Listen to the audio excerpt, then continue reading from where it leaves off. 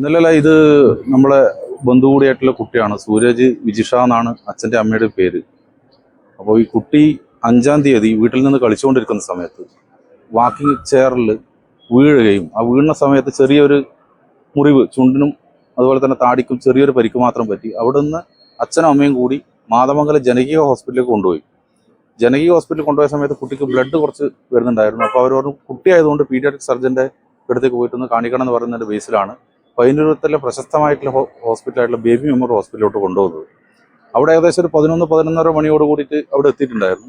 എത്തിയ സമയത്ത് അവിടെയുള്ള ഡോക്ടർ പറഞ്ഞ പ്രകാരം ഏകദേശം ഒരു ഡോക്ടർ സർജൻ വരാനുണ്ട്, അത്ര അനസ്തേഷ്യ ഡോക്ടർ വരാനുണ്ട്. അതുകൊണ്ട് കുട്ടി രാവിലെ ഇഡ്ഡലിയാണ് കഴിച്ചിരുന്നത്. അപ്പോൾ ഈ അനസ്തേഷ്യ ഇത് കൊടുക്കണമെന്ന സമയം സഡേഷൻ കൊടുക്കണം എന്നുണ്ടെങ്കിൽ കുട്ടി കരയുന്നതുകൊണ്ട് സഡേഷൻ കൊടുക്കണം എന്നുള്ളത് പറയുകയും ഇവർ എഴുതി ഒപ്പിട്ട് വാങ്ങിക്കുകയും ചെയ്തു. അപ്പോൾ വന്നു കഴിഞ്ഞാലും ഒരു 3:30 മണി 4 മണിയോട് കൂടിയിട്ട് ഡോക്ടർ വരികയും വന്നു കഴിഞ്ഞിട്ട് കുട്ടിക്ക് അനസ്തേഷ്യ കൊടുത്ത് അനസ്തേഷ്യ കൊടുക്കുമ്പോൾ തന്നെ അമ്മയുടെ മടിയിലിരുന്നിട്ടാണ് ഈ അനസ്തേഷ്യ കൊടുക്കുന്നത്.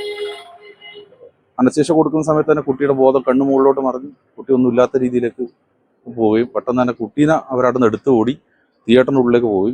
പിന്നെ അവരൊരു റെഡ് എന്ന അലാറം മുഴക്കിക്കൊണ്ട് എല്ലാ ഡോക്ടേഴ്സും അവരൊക്കെ അവിടെ എത്തിക്കഴിഞ്ഞതിന് ശേഷം ഇവിടുന്ന് ചെയ്യാൻ വേണ്ടി ഒന്നും പറ്റില്ല, നിങ്ങൾ വേറെ നമ്മളെ ഹോസ്പിറ്റലിലേക്ക് കൊണ്ടുപോകണമെന്ന് പറഞ്ഞ് അവിടെ നിന്ന് ICU ആംബുലൻസ് പിടിച്ച് വെന്റിലേറ്ററിൻ്റെ സൗകര്യത്തോട് കൂടിയിട്ട് ഇവിടെ വന്നു. ആ സമയത്ത് തന്നെ ഏകദേശം കുട്ടി ഡെത്തായി എന്നുള്ളതാണ്, ബ്രെയിൻ ഡെത്തായി എന്നുള്ളതാണ് മനസ്സിലായി. കാർഡിയാക് അറസ്റ്റ് ഉണ്ടായിരുന്നു. അപ്പോൾ ഇന്നത്തേക്ക് 5 ദിവസത്തിന് മുകളിലായി ഇപ്പോൾ ബേബി മെമ്മോറിയൽ ഹോസ്പിറ്റൽ കണ്ണൂരാണ് ഉള്ളത്.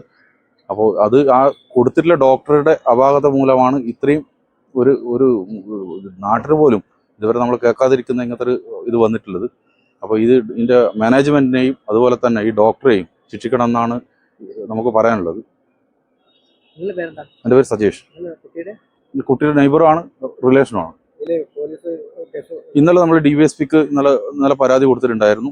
DYSP ഓഫീസിൽ. അപ്പോൾ SP തലത്തിൽ തന്നെ ബന്ധപ്പെട്ടിട്ടുണ്ടായിരുന്നു. ഇന്നലെ പ്രക്ഷോഭ സമരങ്ങൾ വിവിധ രാഷ്ട്രീയ കക്ഷികൾ തമ്മിൽ അവിടെ പ്രക്ഷോഭ സമരങ്ങളുണ്ട്.